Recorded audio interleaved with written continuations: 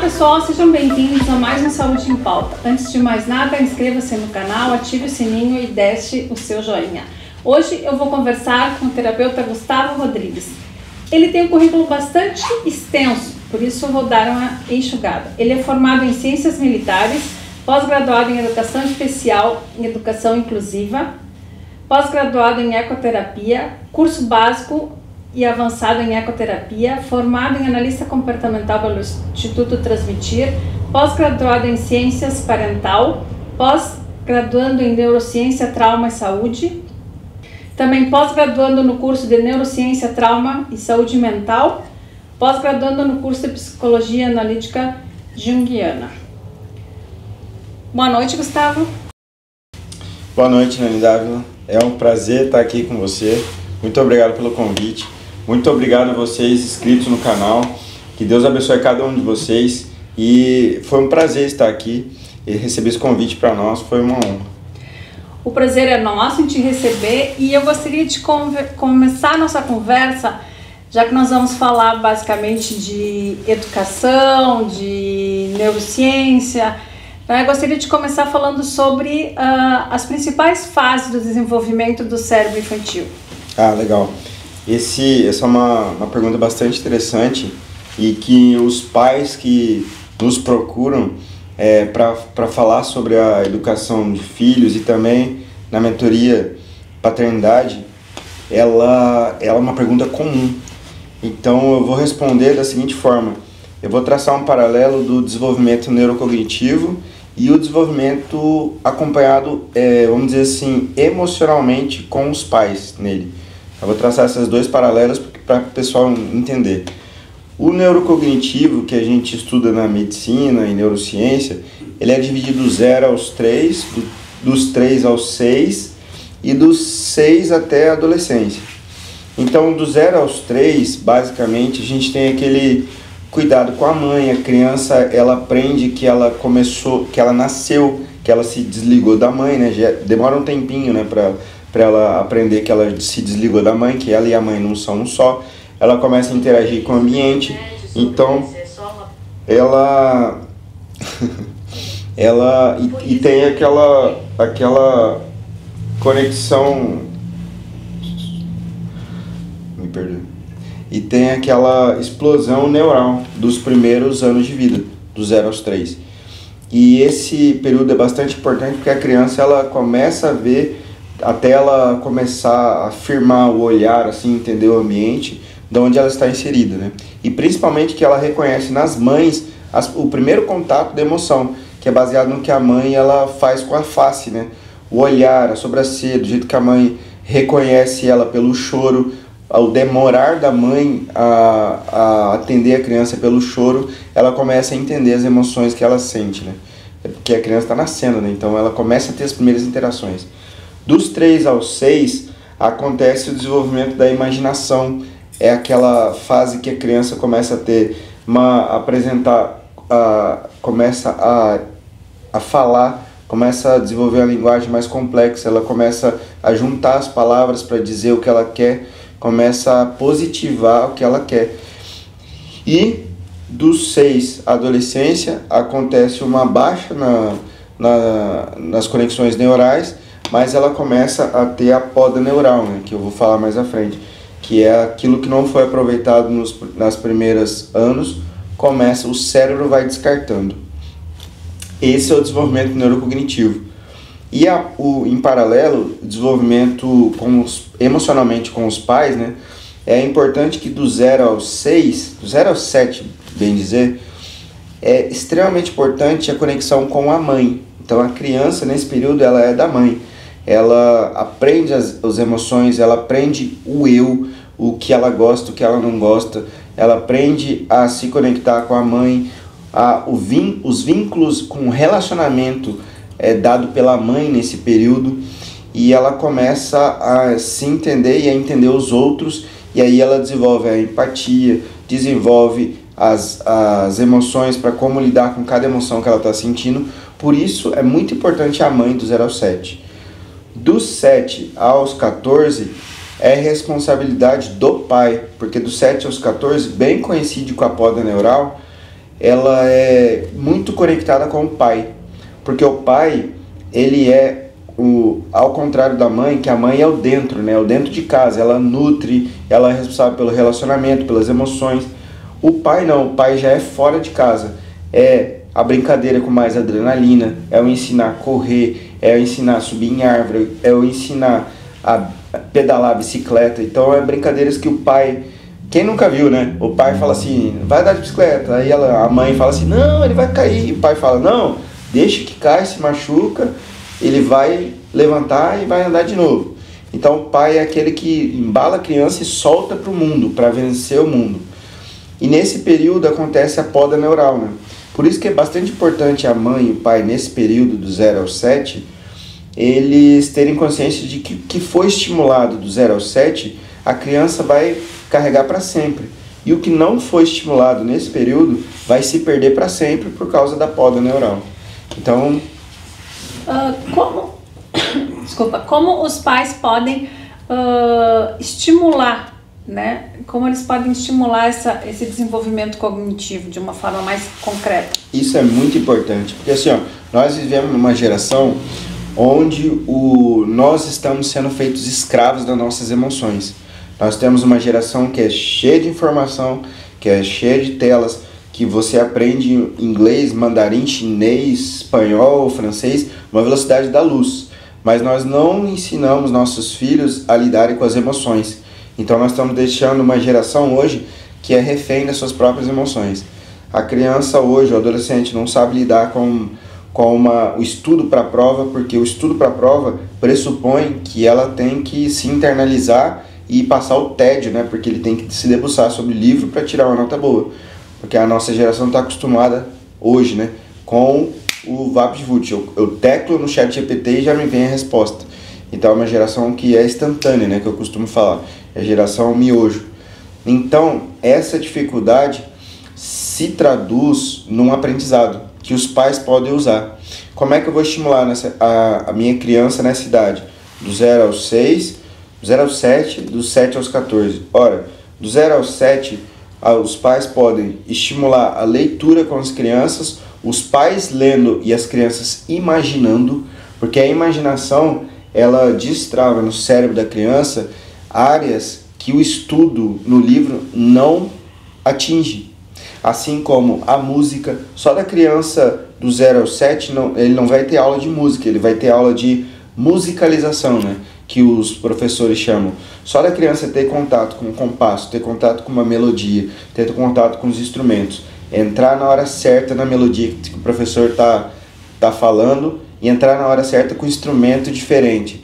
Já desenvolve áreas do cérebro que a matemática, que o comportamento, que as relações interpessoais não estimulam.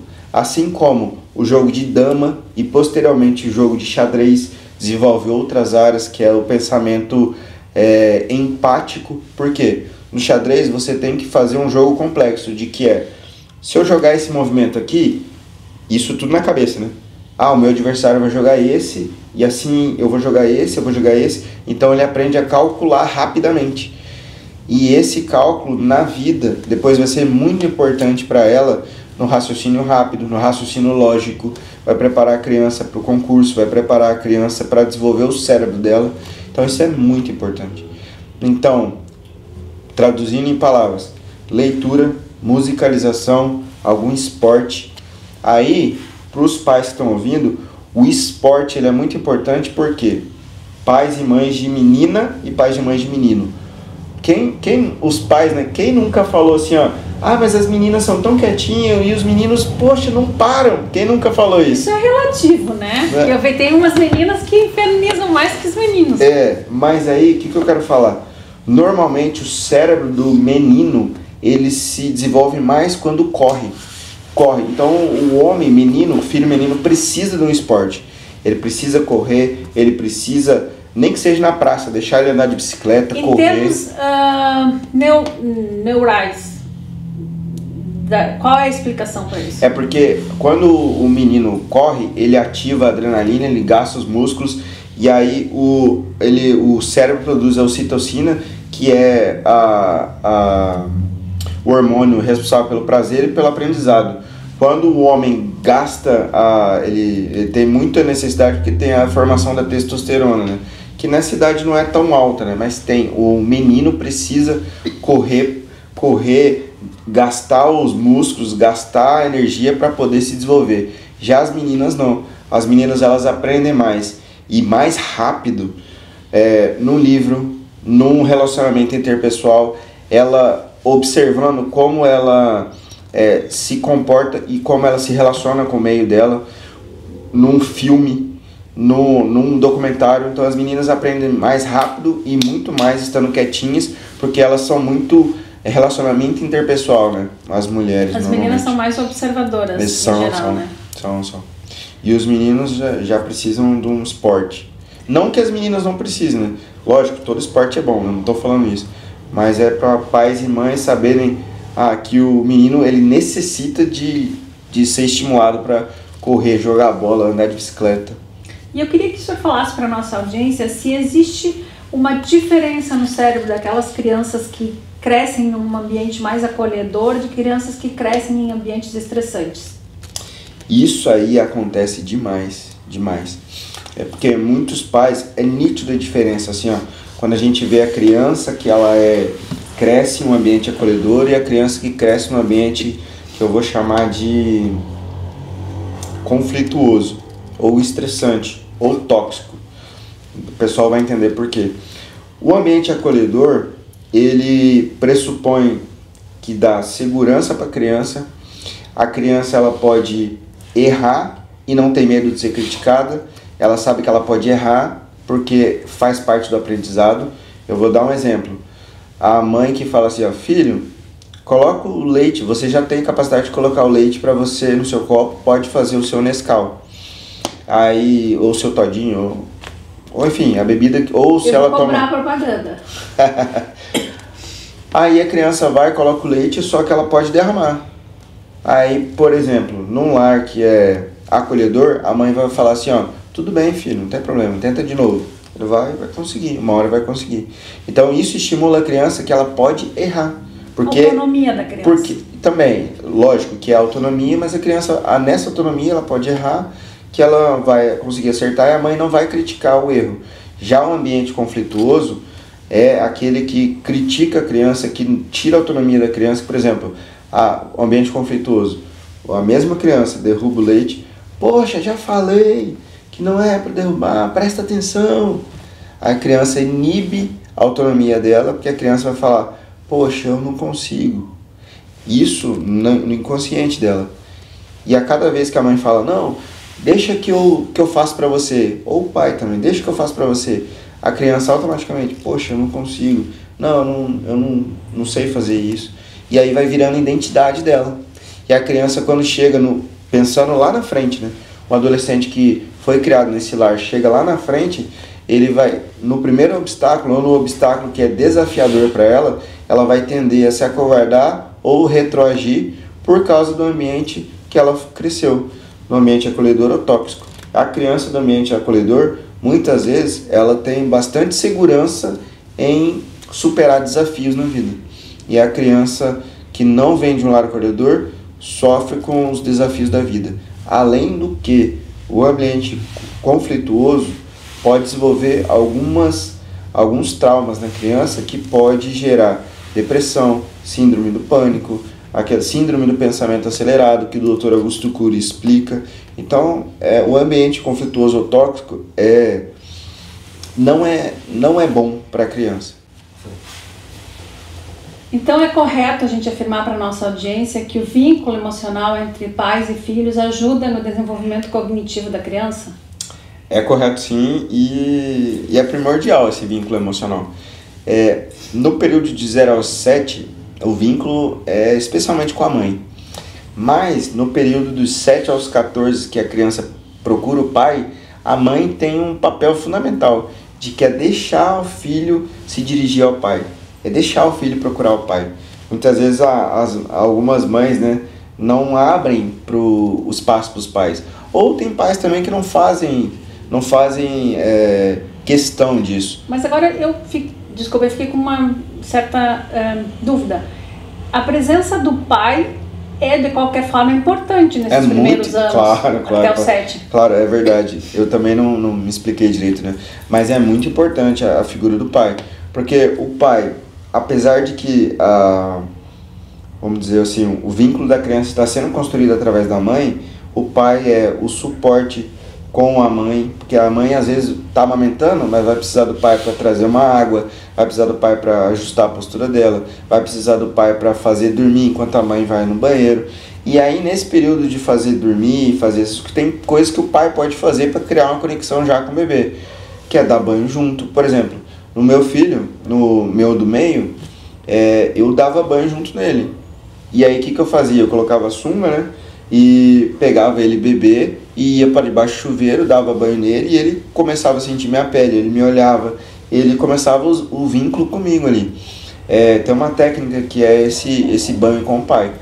Então ali já era a minha primeira conexão com ele. E aí quando ele estava um tempo acordado e quando ele estava firmando as vistas, ali nesse tempo ali, eu falava com ele, desde a barriga na verdade eu falava com ele. E tem estudo também de Michigan que fala que quando o pai conversa com o bebê na barriga, quando ele nasce, ele já está acostumado com a voz do pai. E a voz do pai, na ausência da mãe, pode acalmar o bebê também, se o bebê já foi estimulado desde a barriga. Então, respondendo, o pai é importante. E o vínculo emocional é muito importante porque o vínculo emocional com a criança, quando ele é no ambiente acolhedor, ele estimula a memória, ele estimula emoções saudáveis para o filho e ele estimula ele a aprender quem sou eu, o que eu sinto, identificar o que eu sinto e como eu reajo ao que eu sinto, baseado no vínculo dos pais. Ora, o bebê ele vai aprender como ele vai reagir à raiva de acordo com o que ele vê a mãe e o pai com raiva, como é que eles reagem quando estão com raiva. Se é aqueles pais que respiram e falam assim, olha filho, daqui a pouco a gente conversa. Ou se não, olha, você errou, você quebrou o prato, tá tudo bem, vamos limpar agora? Tudo bem, papai ficou chateado, mas vamos limpar? Me ajuda a limpar?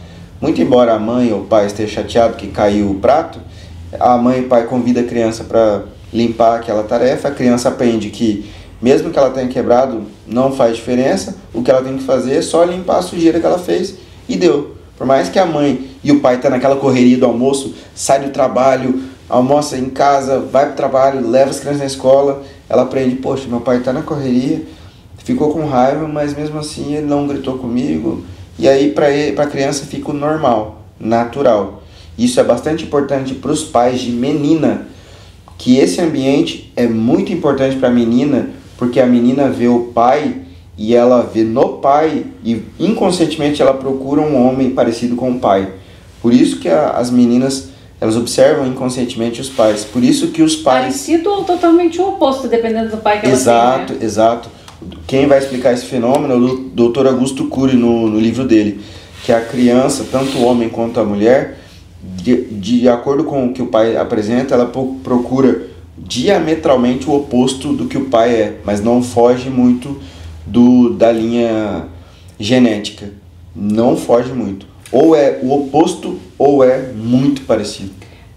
O senhor falou aí um pouco de que a criança vai se tornar um pouco do que ela vê em casa, né? Então, nesse sentido, o temperamento das crianças, ele é inato ou ele pode ser, digamos, modelado pelos pais? Exato. Essa é uma pergunta bastante importante. Assim, ó, que eu vejo que tem algumas coisas que é inata. Por exemplo, a genética, os genes que vêm do pai, cor do cabelo, mais ou menos o temperamento da mãe ou do pai, isso é inato. Mas algumas coisas podem ser modelados ou treinados, isso que eu falo no meu método de paternidade. Por exemplo, vou dar um exemplo clássico para a audiência. Se eu pego 2 sementes de feijão, coloco uma no solo úmido, no solo tratado, no solo que foi colocado calcário para dirimir o pH, dosar o pH da terra, e que tem umidade, tem sol, água, chuva. E outra eu coloco a mesma semente do mesmo feijão num solo que não foi tratado, num solo que tem terra normal. As 2 sementes vão germinar, só que a semente onde tem o solo tratado, onde tem o solo corrigido o pH, onde tem água, abundância de água, sol, vai se desenvolver mais e o fruto vai ser melhor do que o ambiente onde não tem esse tratamento com a terra e não tem água e sol abundante, ou às vezes só tem sol e não tem água abundante. O que eu quero dizer com isso? Que a terra é o ambiente. Então, o ambiente acolhedor é a terra úmida e tratada, e o ambiente rígido ou tóxico é o ambiente onde não tem água em abundância e não tem a correção do solo. Então, o ambiente sim, o ambiente familiar, o ambiente, a célula da família pai e mãe, o ambiente de família, extrapolando para os parentes, né, tios, primos, etc., sim, moldam o temperamento, não vamos dizer o temperamento, mas o comportamento da criança. Por isso que a gente fala que podem nascer 2 filhos do mesmo pai, da mesma mãe, e eles serem completamente diferentes. E eles estão no mesmo ambiente, mas de temperamentos diferentes, e vão apresentar comportamentos diferentes, baseado na experiência dele.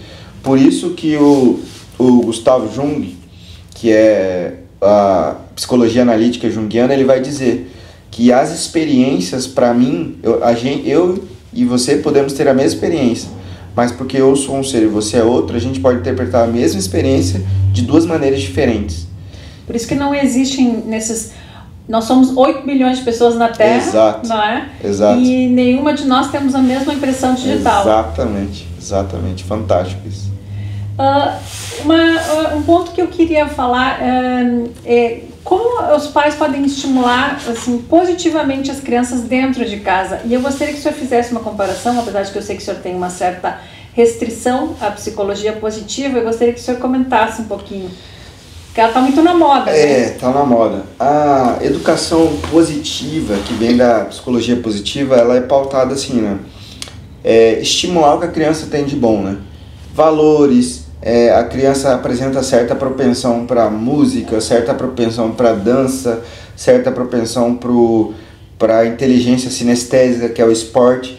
E aí, sim, os pais aproveitarem isso e estimularem as crianças, incutindo valores, incutindo na criança a proatividade em aprender, a ela buscar o conhecimento dela. É basicamente aquele positivismo lá do que a gente conhece.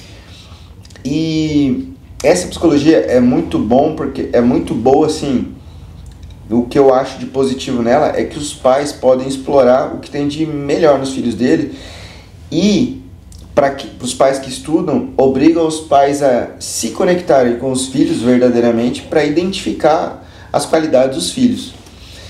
Em contrapartida, e é o que eu tenho experimentado na geração de pais de hoje, que a minha geração foi ensinada na educação, saindo da educação tradicionalista, que é aquela que os pais pegavam a espada de São Jorge para dar uma corrigida nos filhos, para a minha geração dos meus pais, que já é uma geração mais permissiva. A gente não foi tão corrigido a tanto ferro e fogo. E já a minha geração de pais, ela é mais permissiva. E aí essa educação positiva veio numa época que a gente está muito permissivo.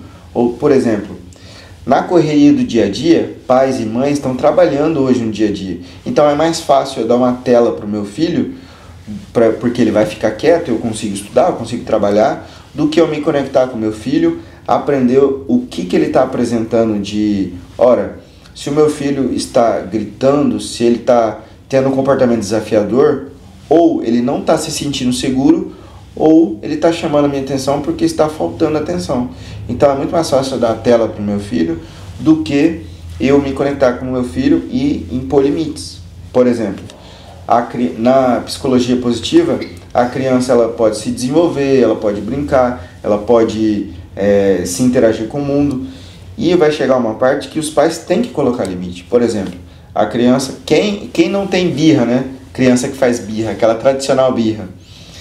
Os pais, muita gente confunde essa psicologia, que os pais têm que sentar do lado e se fazer presente enquanto a criança está fazendo birra. Só que aí a criança bate no rosto da mãe. Aí, é meio tipo tratar a criança mais como amigo do que como filho. Exato. Isso os pais estão confundindo. Por quê? Porque a criança ela pode sentir raiva, ela pode sentir birra. Por quê? A birra a criança ela não tem o cérebro desenvolvido. A birra Eu quero aquele brinquedo, só que eu não posso. Então a criança não tem a maturidade emocional ainda para ela entender e compreender o mundo porque que ela não pode se ela quer. E aí há a birra. Só que no momento de birra, a psicologia, a educação positiva vai falar, não, você tem que sentar com o seu filho, tem que se fazer presente, tem que esperar aquele surto passar. Aí no meio desse surto a criança vai e bate na mãe. Não, tá errado. Aí a mãe vai pegar o braço daquela criança e vai falar assim, ó, você pode sentir raiva, eu entendo que você está sentindo raiva, você quer o brinquedo, mas a mamãe diz que não. Só que bater no rosto da mamãe não pode, é um limite claro. Que a psicologia vamos dizer assim, a educação positiva, o pessoal tem confundido nessa falta de limite, tratando o filho mais como um amigo. Então é esse senão que eu tenho. Mas a contrapartida, você deixar que a criança estimule o que ela tem de melhor é muito bom. Bom, nós vamos fazer uma pequena pausa e já voltamos.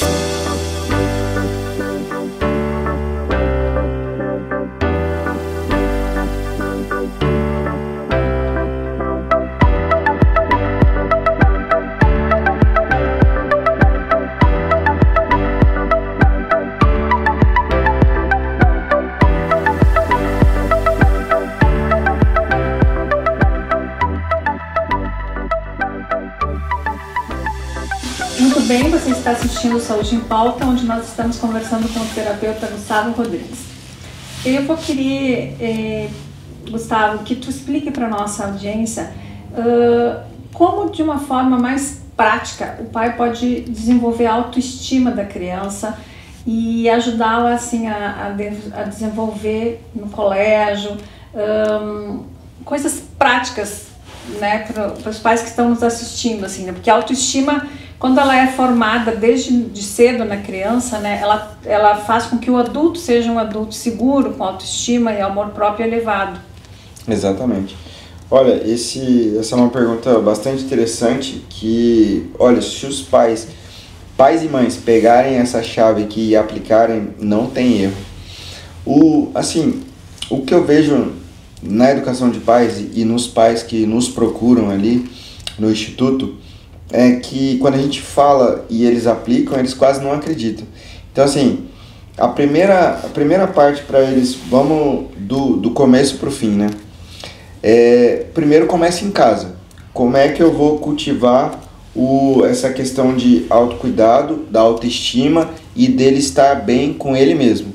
Primeiro, usando as bases milenares da neurociência, né?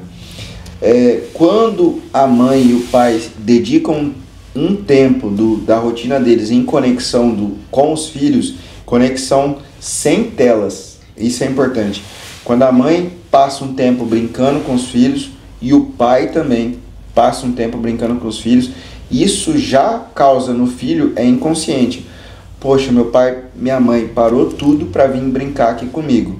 Mas é uma brincadeira assim, ó. E o pai chega, mãe chega, filho, o que você tá brincando? A menina, né? Ah, eu tô brincando de casinha. Ah, mas como é que é? Explica pra mim. Ah, tô fazendo isso. E deixa a criança conduzir um pouquinho, ó, a brincadeira. Entra no mundo de imaginação dela, da menina, né? Entra no mundo com ela. Imagina entrando na casinha, conecta emocionalmente com ela. E depois que ela dirigir a brincadeira um pouquinho, aí o pai ou a mãe começa também, vamos fazer isso, vamos fazer aquilo outro, vamos fazer aquilo outro. Estimula sempre a imaginação dela e no subconsciente dela vai ficar marcado que o filho vai falar assim, poxa, a minha mãe está aqui comigo, deixou tudo para fazer, poxa, eu sou importante para ela. Inconsciente, ela não vai expressar isso, mas ela vai sentir.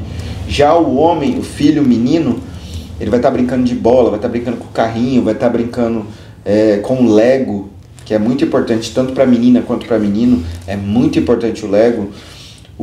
Tá montando o Lego, tá jogando bola, o pai ou a mãe tira um tempo, vai lá, sem telas, sem celular, se conecta com o filho. O que tá brincando? Tô brincando de fazer gol naquele portão. Vai lá, chuta com ele, dá umas risadas com ele, brinca, pergunta se ele tá gostando, pergunta sobre se ele dormiu bem, o que ele quer comer, ou se ele comeu na escola no dia anterior. Se conecta com ele. Brinca com ele, depois dirige um pouquinho a brincadeira pro filho não aprender que ele manda o tempo todo, porque daí na brincadeira no colégio ele vai se frustrar porque às vezes o coleguinha quer mandar na brincadeira, é a vez dele mandar na brincadeira, então ele não vai entender a vez do outro. Por isso que é importante já ensinar a vez do outro desde casa. Filho, agora você está brincando, ou é muito bom para quem tem irmãos, né?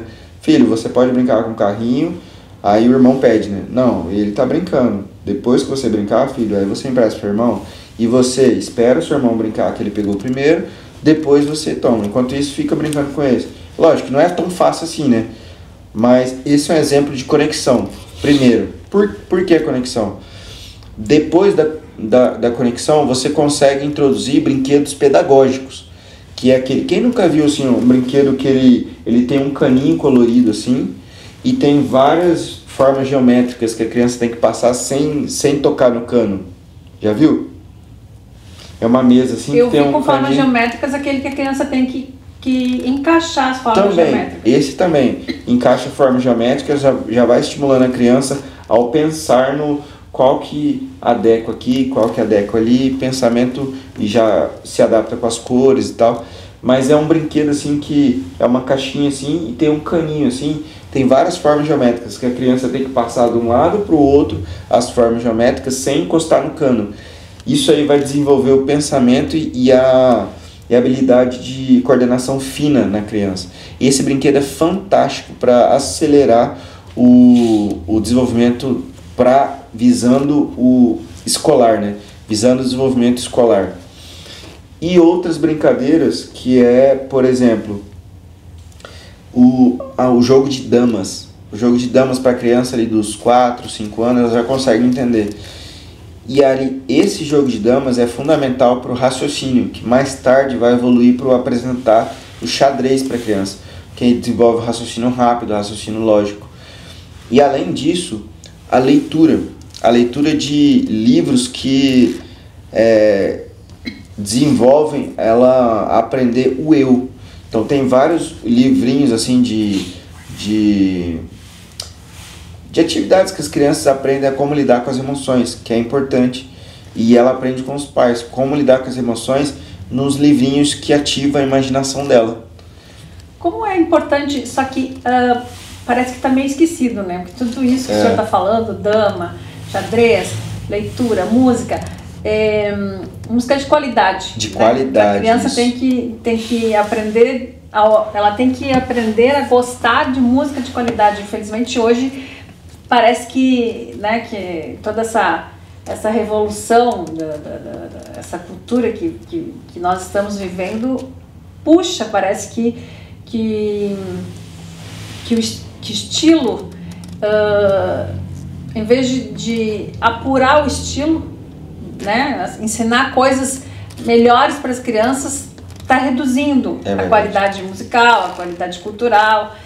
E uma coisa, agora que o senhor falou de tudo isso, dama, xadrez, leitura, música, é importante também que os pais possam ensinar tudo isso para as crianças jogando junto, né? Isso. E a gente vê, por exemplo, assim, ó, que eu acho que, não sei, estou perguntando para o senhor, tudo começa em momentos, por exemplo, na mesa. Hoje a gente vê que as pessoas estão na mesa e ao invés de estarem conversando, que na minha humilde opinião é o momento mais importante da família, quando está compartilhando uma refeição, está cada um no seu celular. Exato.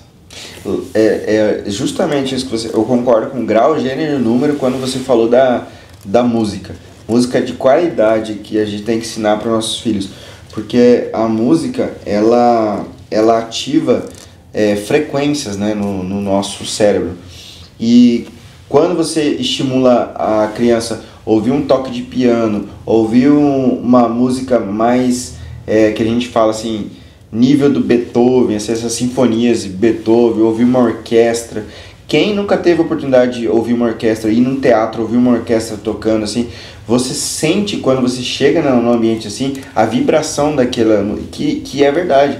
A neurociência vai dizer, vai colocar 2 copos, tem um estudo feito que ela colocou 2 copos para ver as ondas de vibração da música. num copo de água, os 2 copos com água, né? Num copo de água colocou uma sinfonia, que é uma música de qualidade, escritas sobre uma clave de música, escritas com notas, harmonias sinfônicas, harmônicas, e outro colocou eu não sei se eu posso citar o ritmo. Sim. Colocou um funk batidão ali, tocando. E aí os cientistas foram olhar o que acontece com as moléculas da água nos 2 ambientes.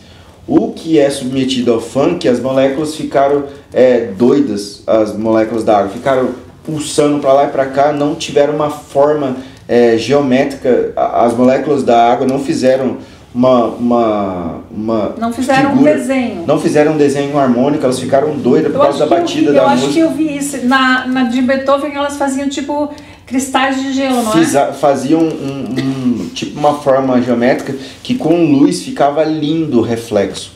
Então, se com um copo d'água acontece isso, imagina com o nosso corpo, que é 70% de água. Então é por isso que a ciência explica de que uma pessoa no ambiente musical de rock, de funk, batidão, ela começa a ter sentimentos e emoções que ela, por exemplo, no rock, as pessoas querem se bater uma nas outras, no rock pancadão. E as pessoas do funk, aquela batida do funk ativa nelas aquele hormônio muito ligado à relação sexual. Então, pelo que a batida do ritmo vai oferecer. Já a sinfonia Beethoven e essas sinfonias harmônicas, música de qualidade, vai estimular o cérebro à tranquilidade, à introspecção, a admirar o belo e tirar o abstrato, vir no concreto. O concreto, a arte concreta. Porque hoje tá assim, ó, a arte hoje tá, o cara coloca 3 tintas, joga no quadro 3 tintas, fica abstrato e é lindo. Só que isso é uma corrente de pensamento que para desconstruir o concreto, para desconstruir o que é belo. Desconstruir o belo, e eu diria que é uma banalização da arte, né? Exatamente. Então, como é bom a gente estimular a criança pro que é música de qualidade, arte de qualidade. E falando nessas dama, xadrez, leitura, eu tô lembrando aqui que na nossa infância nós costumávamos jogar muitos jogos de tabuleiro, né? Ah, é verdade. Detetive, War. Uhum. E War, por exemplo, era um jogo de estratégia. Era um jogo de estratégia, exatamente. Que fazia as crianças pensarem, né? Ficarem pensando na próxima jogada, analisando como fazer para conquistar. Banco imobiliário também. E eu ia falar desse. Te dava já ensinava desde pequeno a negociar. Isso. Eu não citei agora, foi bom você ter falado, muito obrigado. A educação financeira. Lá em casa, eu ensino desde cedo a educação financeira para o meu filho da seguinte forma. O meu gurizinho do meio é o que tá nessa fase, né? A minha pequena ainda não tá nessa fase porque tem 1 ano e 7. Mas o Estevam, que tem 6 anos, eu faço assim, eu coloco um quadro no quarto dele, eu comprei um papel de parede que é colado, colei no quadro dele, risquei de caneta e coloquei as atividades do dia que ele tem para fazer. Por exemplo, levantou, arrumou a cama, escovou o dente, deu bênção para a mamãe, pediu bênção para a mamãe, ajudou o papai com lixo, se vestiu sozinho, colocou o tênis sozinho, ele recolheu os brinquedos depois de brincar, ele obedeceu a mamãe e papai naquele dia, ele foi para a escola, obedeceu. Tudo isso eu vou lá e tomo nota. No final do dia, antes dele dormir, a gente fecha o dia, né? Fez esse? Não fez. Não andei de bicicleta. Não dei bênção pra mamãe. Aí eu coloco xizinho. Aí no final do dia eu vou marcar. Ele tem 21 tarefas por dia. Aí às vezes ele faz 18, às vezes ele faz 17. Aí eu vou contando. No final da semana ele tem X tarefas. E aí eu monetizo cada tarefa que ele faz. Vale 10 centavos. Algumas vale 25 centavos. E aí no final da semana ele tem, daquelas atividades que ele fez, ele está aprendendo que pelo esforço dele, ele é monetizado. E aí quando ele recebe a monetização dele no final da semana, dá uns 5 reais ali, 5 alguma coisinha. E eu já aprendo, 20% vai para os seus planos futuros, 10% vai voltar para o Senhor, né, que é o dízimo, e você tem 70% para você a administrar. Aí como é que você vai administrar? Aí, papai, eu quero comprar um carrinho. Então a gente coloca o pote do carrinho, a gente vai colocando dentro dos 70% alguma porcentagem por mês para comprar aquele carrinho que ele quer. Então, o banco imobiliário é muito importante porque ele já aprende a negociar o valor do dinheiro. Ele já começa, poxa, se eu não reter aqui, será que essa é uma boa negociação? Será que não é? Então a educação financeira é primordial. Porque hoje, né, a gente vê a realidade das famílias brasileiras, 70% das famílias endividadas, né? Porque ainda é tabu do Brasil a gente conversar sobre educação financeira. Eu estava assistindo um podcast essa semana que grandes empresários do Brasil falavam assim, que nos Estados Unidos, se o pessoal prospera, ele é chamado, um homem ou uma mulher prospera, ele é chamado no podcast, ele é chamado na casa de amigos, e os amigos perguntam, cara, como é que você fez? Eu tô querendo fazer, o que você começou a fazer que você prosperou? E ele vira referência e ele ajuda os outros a prosperar. E não é tabu falar sobre finanças. Eu gasto isso, eu ganho isso, eu invisto nisso, eu invisto aquilo. Já no Brasil não, já é tabu. Se a pessoa prospera, ou das duas uma, ele tá fazendo alguma coisa de errado, ou ele deu sorte grande, ganhou na Mega Sena. Então as pessoas não têm essa cultura de que se eu poupar, se eu investir, eu vou ter no futuro. Então ainda é tabu no Brasil e cabe o desafio para os pais ensinarem a educação financeira. E nós estamos nos dirigindo para o final do programa. Eu gostaria que o senhor falasse para os pais que estão nos assistindo, que se interessaram, sobre o seu método paternidade, né? Que é esse curso que o senhor dá baseado na neurociência e em princípios milenares.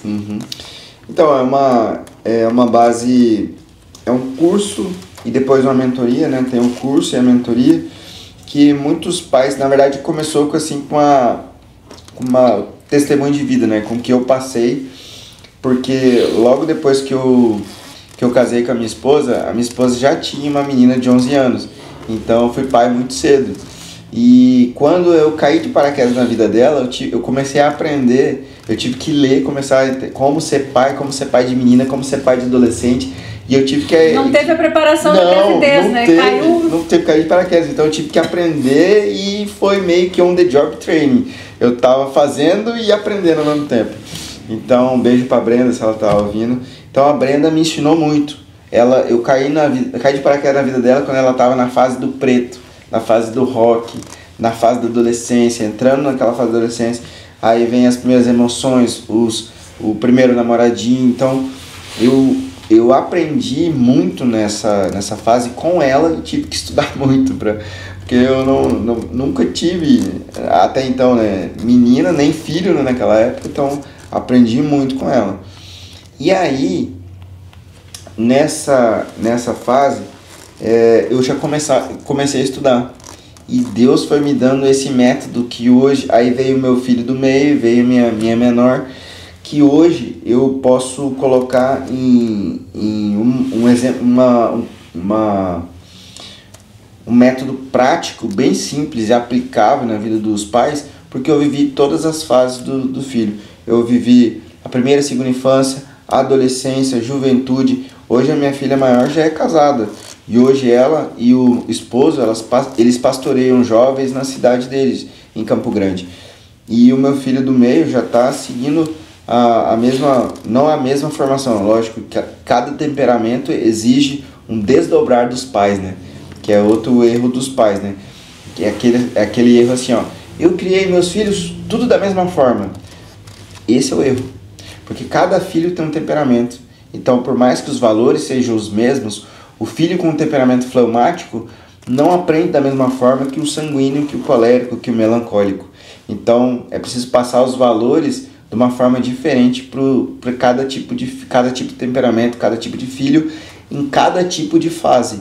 Se é um adolescente, se é primeira ou segunda infância, se é um jovem que os pais já perderam a autoridade pela força e eles estão mais sugestionamento de um filho jovem. Então o filho jovem, ele volta para os pais a fim de pegar conselho e os pais não mais falam assim, você não vai fazer. O filho é jovem, já é maior de 18 anos, querendo ou não, ele vai fazer o que ele tem em mente, só que ele volta para os pais para ter conselho, né? ó, se eu fosse você, eu não faria assim, assim, assim. E se a educação foi bem feita, o jovem, quando ele vem para aconselhamento, ele vai acatar o conselho dos pais. E muitas vezes, quando a educação teve algum conflito na adolescência, o jovem vai buscar, nem busca o conselho do pai, vai fazer o oposto do que o pai faria. Por isso que a gente tem aquele rebeldia, né, na adolescência. E aí esse método foi criado baseado no testemunho, na base milenar e na neurociência. Então é um método prático, simples, que é aplicável aos pais para desenvolver filhos saudáveis, e também tem muita neurociência para entender como é que o filho está pensando, como atingir o coração do filho para bem estimular o filho. E é uma bênção, na verdade, para os pais de hoje em dia, nesse mundo que é tão envolvido nas telas, no conhecimento para já, que é uma coisa que volta para os valores, volta para a família, volta para as bases milenares e a neurociência. Então é um método simples, aplicável e que dá certo. Então tá, queria agradecer a sua presença aqui no nosso programa, foi um prazer conversar com o senhor. E não sei se você quer deixar alguma palavra. Eu quero. Bom, foi um prazer conversar contigo, Nani, que o pessoal venha aproveitar esse podcast. Ó, quem quiser pode comentar aí embaixo, que ajuda no engajamento do canal. Já aproveita e já se inscreve nesse canal, e que eu agradeço pelo convite, agradeço que esse tempo que nós tivemos aqui, que os pais possam se dedicar e estudar cada vez mais, né? E estou à disposição, né, para as próximas. Tá certo. Eu convido você a se inscrever no meu canal também, Nani Dávila Oficial, Nani com Y. Lá você vai encontrar esses programas e também outros programas. Ainda está começando, então não temos ainda, mas terão vídeos motivacionais, vídeos sobre turismo. E convido a você a ficar atento até o nosso próximo vídeo.